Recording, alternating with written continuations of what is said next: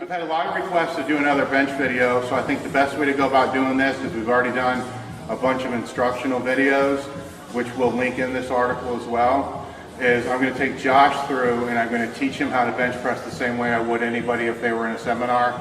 I've never seen him bench press before, so I have no idea what kind of disaster I'm going to walk into or if it's going to be perfect. You never know. It's how it was at the seminar.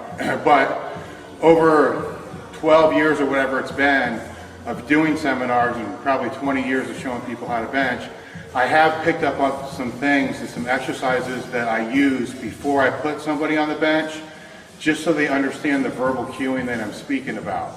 So if I tell them to pull their shoulder blades together or arch or put the weight on their traps or drive with their heels, we're coming from the same page. Because a lot of times with when you're showing somebody how to bench or a coach is showing somebody how to bench, you assume they know what you're talking about, but they really don't.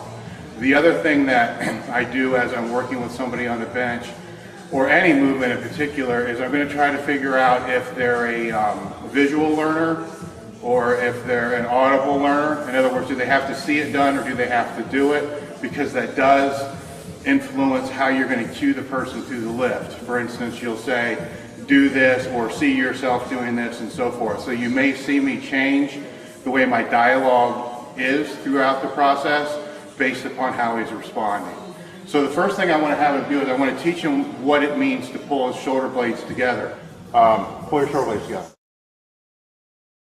So to do that, just take the band here.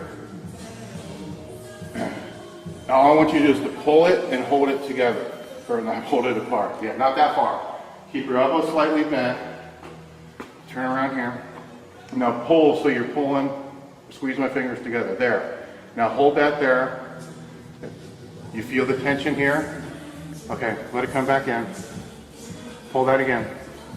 When I tell you to pull your shoulder blades together, that's the action I want, okay?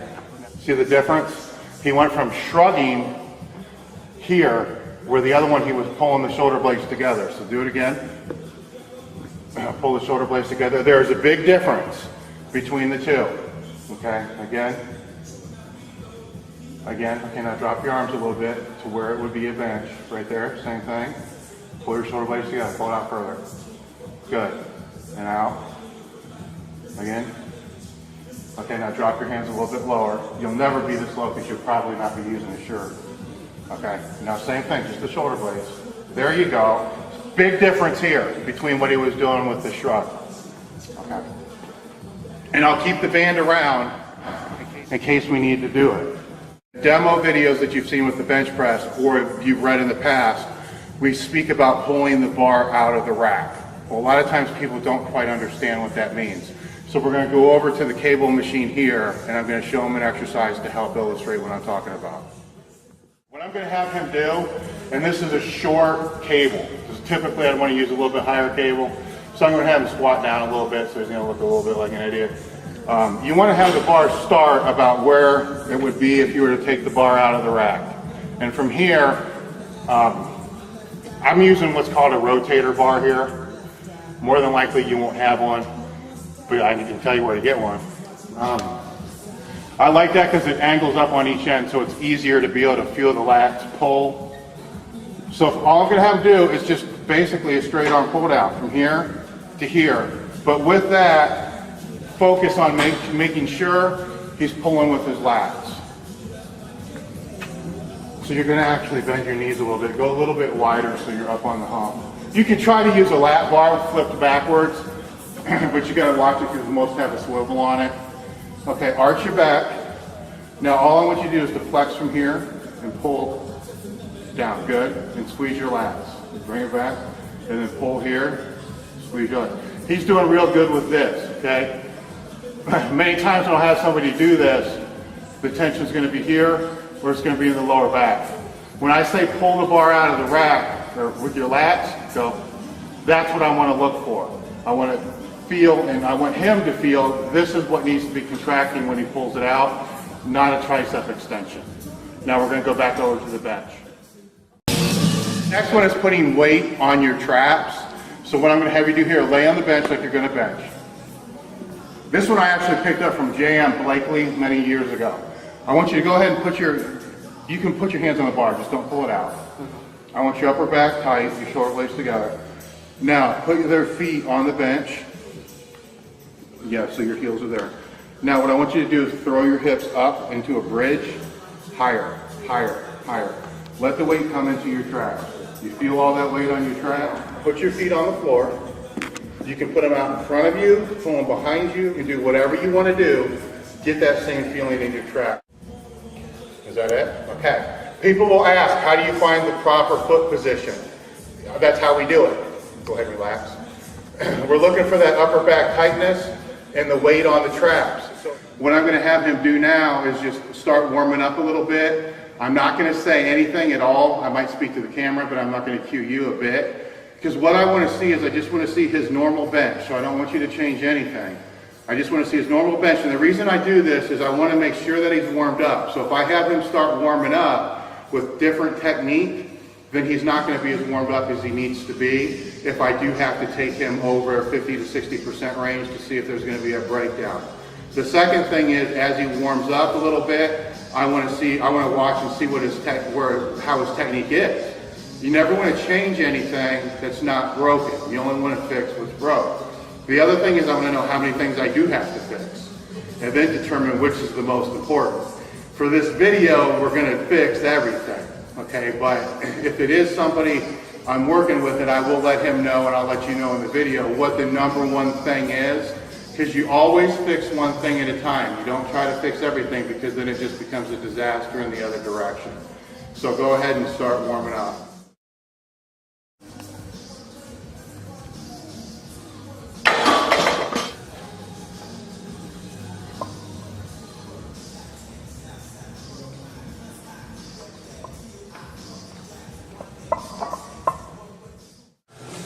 There's a lot of things that I noticed, but I have to ask questions before we continue. Are you benching to get your bench stronger, or are you benching to develop your chest? In other words, is this strength or bodybuilding you're looking at? Probably strength. Strength, okay. All right. And one of the things that I noticed right away is his elbows are going much lower than the bench, which means that your grip is in too close. Why do you choose that grip? It's mostly with the shoulder. You got shoulder issues there? Yeah. And what are the extent of the issues? You don't know? It's kind of bothered me. I probably heard it maybe a little over a year ago. Just doing stupid stuff. Okay, and bringing it in feels better for your shoulders? Yeah. Okay. This becomes like a tricky situation, because to increase the bench, we need to fix the shoulder. So now all of a sudden we have to be directed to a different direction to try to help the shoulder, because the bench that you're doing right now, the distance is way too long, and actually the shoulder rotation is greater than if it was out further. Going out further is going to hurt more, okay, because there's more stress being put onto the shoulder, but the actual rotation is greater too. So there's ways around that where we can go back to a better bench grip, and we're going to lower the weight anyhow. So we'll go back to a better bench grip, and while you're working on getting your shoulder better, we'll go off half a foam pad or a 2-board or something to restrict the range, so you can still work the bench technique that you need to work to get stronger, lessen the impact on the shoulder while the shoulder gets better. What you're doing right there, just by moving it in, it feels better, but it's not going to help the shoulder get better. You're putting it's not even a Band-Aid. Yeah. All right, it's like having a cut and then just, I don't even know how you would explain it. It's maybe it would be a Band-Aid, but it's a crappy Band-Aid. Yeah. You know, it's a Tate Band-Aid, so when you go to rip it off, it's going to pull the scab off with it. It's not a healing Band-Aid. The other thing I noticed warming up is he had, with 45 pounds, which is about 15%, he did 4 reps. He did 2 sets of 5 at 135, which is 45%, and then a set of about 3 at 165. For a total of just over 20 repetitions. Anything that happens under the 50% range when you're trying to work technique is the most crucial, because that's the easiest point to do that. So more repetitions need to happen at the lower percent, or more sets, not really repetitions. Your rep range is great, 4 to 5, 3 to 5, right in there. That's great for warm up for strength. But I'd rather see, especially because of the shoulder, I'd rather see 2 or 3 sets at 45 pounds, 2 or 3 sets at 95 pounds, 2 or 3 sets at 135, and then work up that way. That way your warm up sets can get, or your total warm up reps will be around 40, 45, which is going to put more blood into the shoulder to help it warm up better. And you're going to increase that. I'm going to say it's going to increase volume, but really anything under 50% doesn't happen, or doesn't really affect volume that much. But it affects repetition. And everybody knows that technique is influenced by repetition. So if you're doing programs to where you're only getting 20, 25 total reps for that exercise, but you're trying to get it better and your technique needs help, I do believe I read years ago that it takes 1,000 repetitions to change a motor pattern. You may want to look that up to be sure. I'm sure, you know, if any therapists know, they can put that in there. Well, if that's the case, and we're trying to change a bench pattern, which is a motor pattern, 1,000 reps at, you know, 30 reps per exercise done once a week, that's why people's bench don't go out from technique. So you got to get more on the back end. So we'll go ahead and we're going to break it down to the bar again, and then we'll start working on changing something. Now we're going to basically have them start over. Once again, I want to reiterate the fact that watching them do their warm-up sets the way they normally do is extremely important, because that's where you're going to find the main issue. You can't just throw somebody on the bench and say start benching. I've done it before. I've done it both ways. I've done it before where I'm trying to show 30 people how to bench, and that's really the only way you can get it done. The form and it doesn't stick, because it's easy to get somebody to bench the bar or 135 or 95 pounds right. It's a whole different thing when they leave and have to do it on their own, and their problems you didn't even see. So go ahead, and now we're going to start working on technique. When he's using the bar, because the bar is light and I'm working on body position, I'm going to brace the bar down. I need you to get tight on your upper back. Grip out. Let's put your, I'm not going to go real wide because he's super close. Up high in the traps. When you bench, you should be extremely uncomfortable.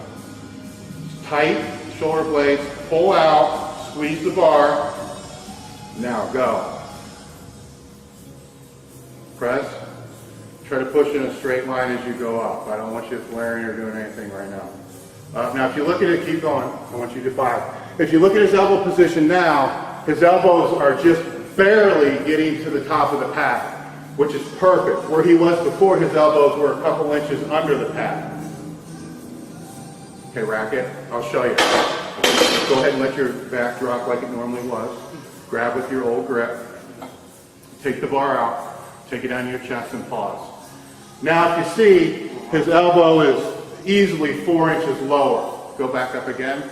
So when I'm talking racket, when I'm talking about the shoulder rotation, you can see how far it increased. You can also see how much the bar, how much more the bar has to travel, and how hard and why most people will miss in the bottom part of their bench if they're raw and close grip. It's because of that reason. You're trying to go from, actually you're trying to bench from a deficit, the same way as if you were trying to deadlift standing on blocks.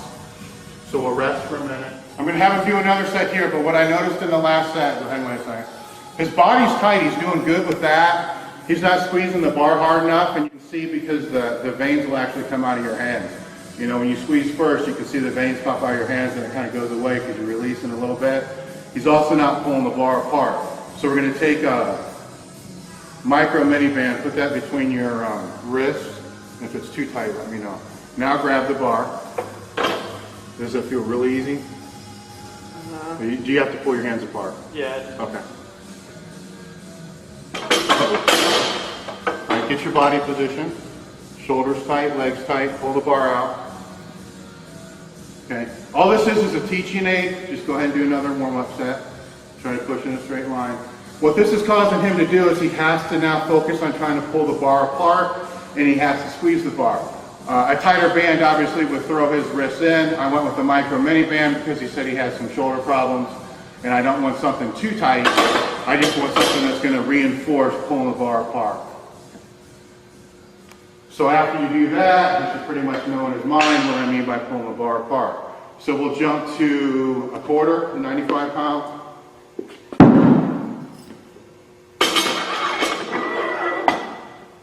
Rest. Yeah, we'll go ahead and do another set at 95 pounds. This will have to get a little bit tighter with.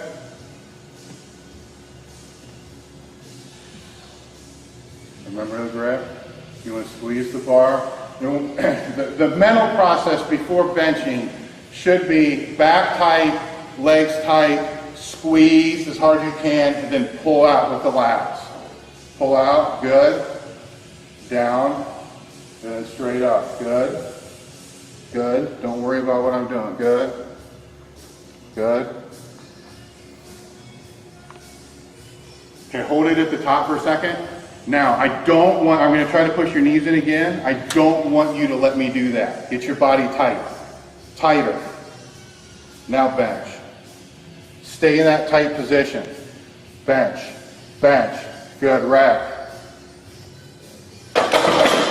Huge difference. All right, the first few reps, what you were seeing is the bar with his pecs would flex, and you'd see your pecs actually roll up as you pressed out, because the leg drive from the floor wasn't transferring through to the bar because the legs were loose. It looked tight, to the eye, but as soon as I went and kneed in on it, you saw how it collapsed in. It didn't collapse in bad. I've seen it collapse in so bad that people almost fall off the bench. But as soon as we tightened that up, then each rep you saw after that looked like his whole entire body was pressing through the bar, which is what we're looking for.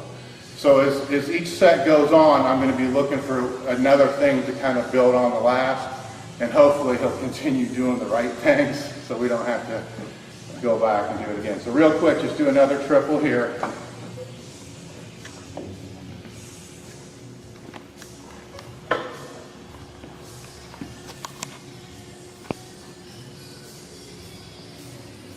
Remember, shoulder blades, up tight, tight, back tight, there.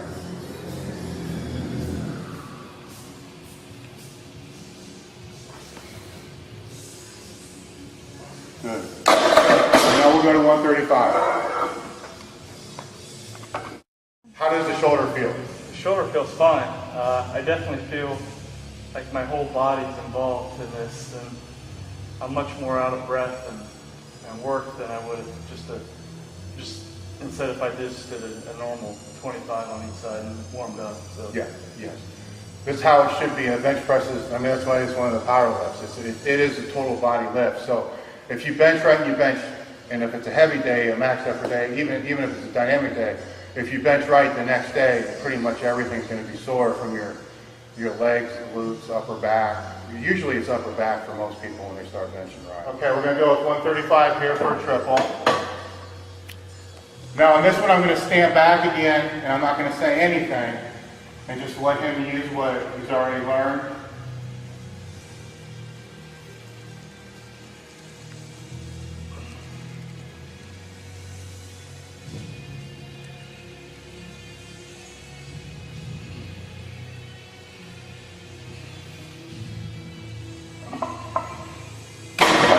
Okay, a couple things. His upper back's not as tight as it should be. You can see because his chest is flexing too much again. You're a little bit too far under the bench, which will be a good indicator for you, because if you're too far under the bench like you were there, then you know you haven't pulled yourself into a tight enough arch. For you, it almost looks like, lay down real quick with your feet there, where you would be. For you, it looks like you almost want to be where your eyes come my way, a little more. Okay, come back, go back again. Go back again like you were. All right, I want you to get your eyes under the bar, but not have your hips lower. Arch more. Come my way more. There you go. Now drop your shoulders down. There. Now, come down a little more, arch more. There, right there. Okay, go from there. Just do a triple. Tight.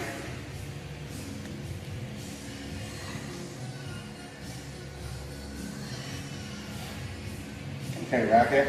And now we have a little bit of a cluster mess there getting the bar out, because then now he's got to get used to getting it out when you're in a position it feels like your head's going to pop off. All right, and which changes the dynamics again a little bit. But that first rep when everything was tight and felt uncomfortable, even being a warm-up rep and you not even trying to push, was probably twice as fast as any of the other reps that you did. All right, then after that, everything kind of relaxed a little bit. In your mind, you're like, thank God it's over. And you just, you breathe out, and when you breathe your air out, a lot of times your chest and everything else will fall. Which is if you're doing max effort work, or even, sometimes it's hard for triples and even hard for shirt work, to hold your air. You want to try to hold your air for the set if you can, but that's not always, at least for the first rep or two. All right, let's do another one here. This time I'll talk through a little more. Way up high, more. Get your grip set, stop, start over. And get your grip set before you start working your back into it. Okay, back up. Up. Find that trap pressure that we found at the very beginning when you're in that big arch. Okay, drive your legs tight. There you go. Make yourself as uncomfortable as you can. Pull the bar out with your lats. Good. Go. Straight. Good. Again. Straight. Good. Legs tight. Go. Good. Rack. Okay, I'll have him rest for a minute. Okay, I'm going to have him do a single here, but something that you should notice is he's sweating and he's breathing hard, and we haven't even got through a work set yet. You know, right now we're just, at this point, we're up to where his warm-up set ended before, and have probably done triple the reps and worked the technique a lot harder. So all I want to see here is a single, but I want everything perfect. Good. I want squeeze harder, back harder. Now, get way up high, way up, keep the hips down though. Now, push your heels into the floor. No, keep them back. If they won't hit the floor, reset. I got you all messed up now. If your feet move after your set, you need to start all the way over. Okay, because your feet are going to be the one thing that sets the base for everything else. So all I'm going to add to the mix is now I want you to pull air into your stomach and I want you to push your heels down. So upper back tight, grip tight, pull the bar apart, belly full of air. Try to push your heels into the floor. There you go, tight. Up, good, rack. How did that feel on your shoulder? You didn't feel anything? All right, when you warmed up, when you did that with 175, you felt your shoulder a little bit, you told me that. Okay, so now we're back to a wider grip, which bothered his shoulder before, and it doesn't bother his shoulder. A lot of that has to do with the technique, and that's why a lot of shoulder problems happen from the bench press, is because of poor technique and because of over-rotation. Granted, there are going to be a lot of shoulder problems in the bench press just because of overuse, poor programming, and training, but the majority of it's going to come from poor technique. So we're going to just go another dime, and we'll do a single there. I don't want to turn this into a full workout because he will train later. You want to end it as good as it started, and a lot of times when you go into a full workout, there's going to be a little bit of there's going to be a crossover because percent will always influence technique. So we're trying to stay away from that a little bit. So, and if I do my job, then all his warm-up sets up into the work sets will always be done with perfect technique, and then that will carry through into the work set.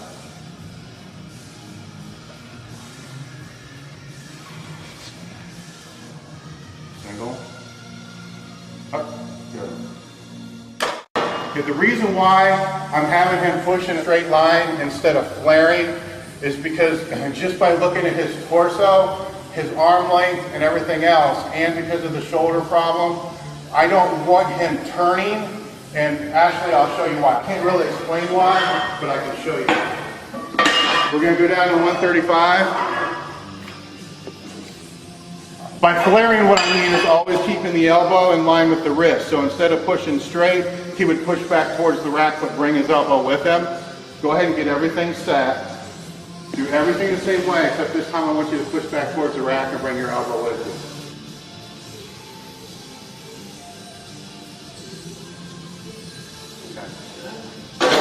See what happened there is immediately when he came off his chest, the barbell fell behind his elbow, and then he couldn't keep his elbow in place with all that. There's a lot of issues that I knew were going to happen just based upon the way that he's built and from doing this for so long. So I would keep him, because he's going to be a raw bencher, at least for now, benching in that straight line because he's going to be stronger that way. It works for his structure better that way. Now, if he got into using jacked up shirts and all that other kind of stuff, well, then we need to change his technique to accommodate the shirt. It's not the other way around. You know, a lot of the questions that I'm getting is how do you change the programming or the technique that's being done with gear to accommodate the raw lifter? That's not how it works. It's the technique and the programming needs to change to accommodate the geared lifter. All right, so just because you're seeing a lot of programming out there from guys who use gear, don't assume that that programming is because they use it, because most of the time, if you look at how they're training and go back 8 to 10 years before the gear was super jacked, it's the same type of programming. They haven't changed their training to adjust to the gear. That's why they're not getting the big carryovers like they should. That's a whole different video and it's a whole nother topic. So we're going to go ahead and go 185 again for another single.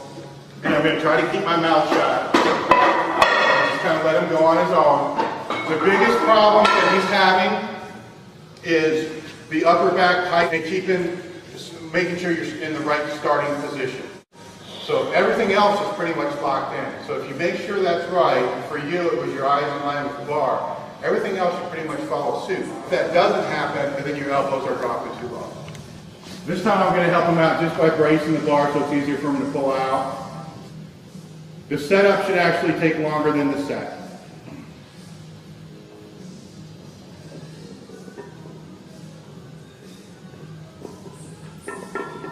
Good. The other thing I didn't comment on, because he's been really good about it, is you want to make sure that the barbell stays in line with the wrist and the elbow throughout the whole movement. A lot of times you'll see it fall one way or another. Let's pull it down a little bit.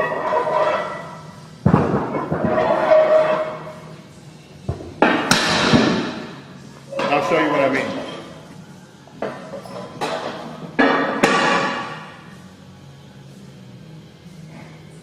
A lot of times you'll see this from the start, especially with younger lifters, or when they press, you'll see it come back and not stay in line, or in some cases, it will come forward. The key is to keep it into the straightest line that you can. And to set up the bench, when I talk about it being exhausting and knocking you out of breath, I'll take my time and I'll set up a bench using an arch, and I'm sure by the time I'm done I'll be beat red and won't be able to talk.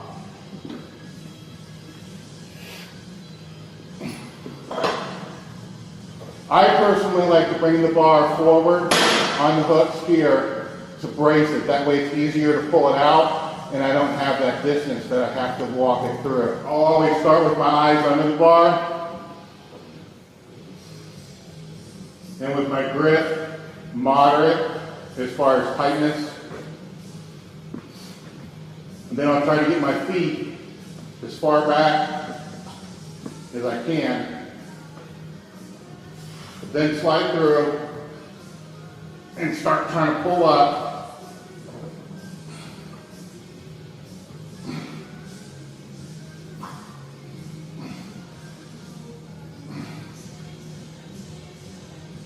Then grip, pull out, air, heels, press. And that would be to do one rep. I would begin working that slowly from 95 pounds all the way up into my top training weight. With 45 pounds, in the bar, I may do it for a zillion reps. I won't work up from one weight to the next. And it's usually bar 95, 135, 185, and so forth. I won't make that next step up until I'm breathing harder, sweating more, and the pain is less than the weight preceding. So right there, my shoulder hurt, so I would stay with this until the shoulder pain subsided, then I would move up. For me, or if it happens to Josh or anybody else, if you're dealing with shoulder pain and it's not subsiding, but you still are dead set on pressing for whatever reason, at that point, after probably 4 sets, I kind of realized it's not going to get better. Then I'll go with a man pond or a 2-board. Usually I like to start with foam first, see if that helps it, because it does compress and it gives me a little bit more range of motion before I would go into a hard board. And this would be just for regular bench sets, not for max effort work or 2-board or any of the other stuff. So even for a lot of the dynamic work that I've programmed and I've done in the past, if somebody's dealing with pec issues or shoulder issues, you know, it's quite okay to be able to use, you know, low foam, a carpet, or even a single board to be able to work around that injury, because the last couple inches, while they are important, they're not going to make that much difference, because whatever you put on your chest is going to change your technique to a certain degree, because you're not going to be able to arch, you know, as much as what you think that you can. So I'm going to have him do one more set, just to be sure, because some time has elapsed. We'll go at 135. This time, I'm going to have him do a set of 5 to see if he can hold the technique for a work set, or kind of. I mean, it's a low percent.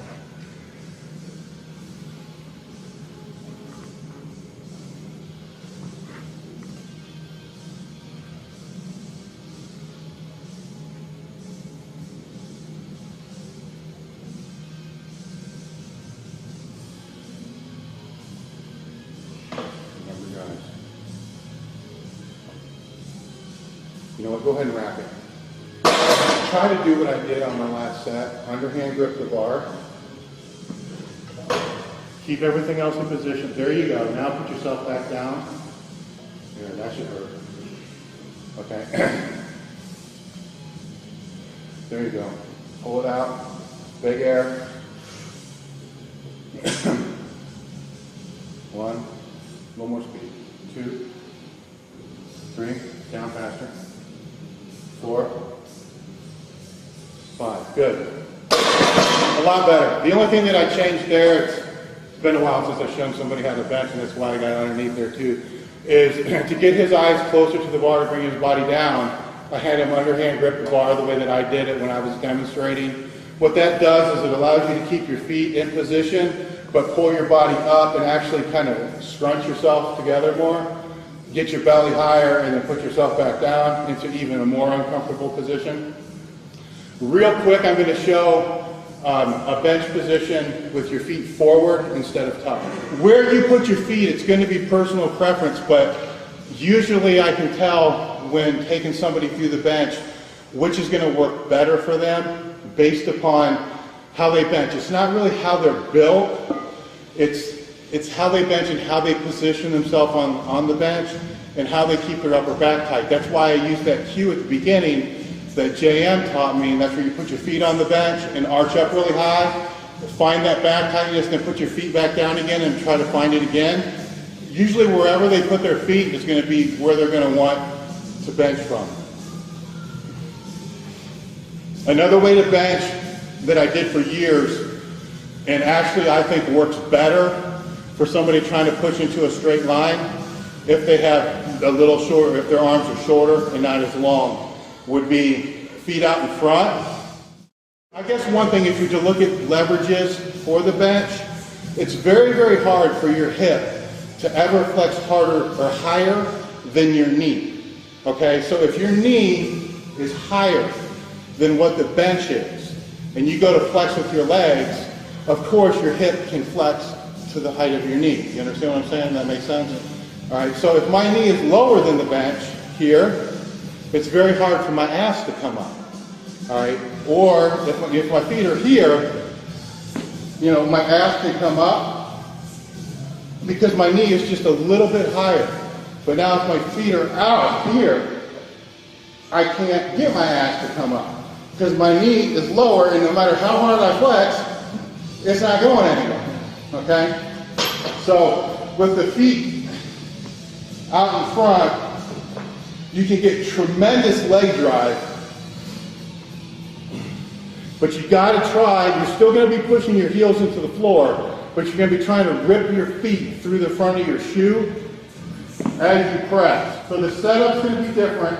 You're not going to be able to have anywhere near as much of an arch, but the structure of your body and bar path will actually end up being shorter because of it. So for me, it's shorter, you know, because it's more accommodating to my leverages. That, I benched that way for years and years until my shoulder got so hosed, I had to bench a different way. For me, when my feet were way out in front like that and I missed, the bar would come back, okay? And when the bar comes back and you're in a position where the majority of your body weight and your center of gravity is this far forward, and it begins to really come back on you, there ain't shit you can do because you don't have any leverage up underneath it.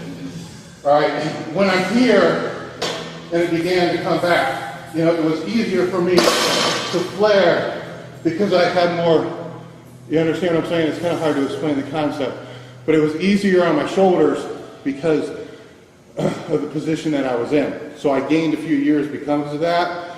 I didn't get any stronger, but I gained years. So the technique which is best is going to be the one that's going to have obviously the shortest distance and the healthiest for you. Okay, this was a long series. What I wanted to do here was to go through and pretty much show how I would teach the bench if it was in a seminar setting. So the first videos that I said we would post that precede this, you need to watch those just to be able to see the bench technique being explained. What you just saw was how I was showing Josh how to bench, the same way I would show anybody else how to bench. Now everybody's going to be a little bit different as far as what the problems are going to be and how their healing is going to be. You know, this was for him, but pretty much the skill level of the bencher, it's pretty much it's always the same. If I had a group of guys that all bench pretty close to what he does, the problems are all going to be pretty similar. You know, his problems actually weren't that bad. Generally, the biggest problem that I see is going to be with the legs not being tight and kneeing that, or the torso not being tight. Go ahead and get down again real quick. A lot of times I'll be able to come over, brace your knees though, do that. And I won't be able to move here, but I can come here and do that, and then all of a sudden everything kind of like goes to hell. That's probably the biggest mistake, is because if this is not tight, the transfer is not going to go through to the bar. So you have to think about that. If the bench press is a total body exercise, but you're only using half the body, how much are you leaving, you know, on the platform or on the bar? You can ask any questions that you have, you know, in the comments that follow, and, you know, I can answer them, you know, a video or however. If you would like to see somebody else, you know, with longer arms, shorter arms, let me know. We can do it that way as well. I asked Josh and Rachel, and if they had any questions that you guys may have after watching this video, we all kind of came up blank. So this is going to kind of be open to you guys at this point. So with that, you know, we will be done with the bench.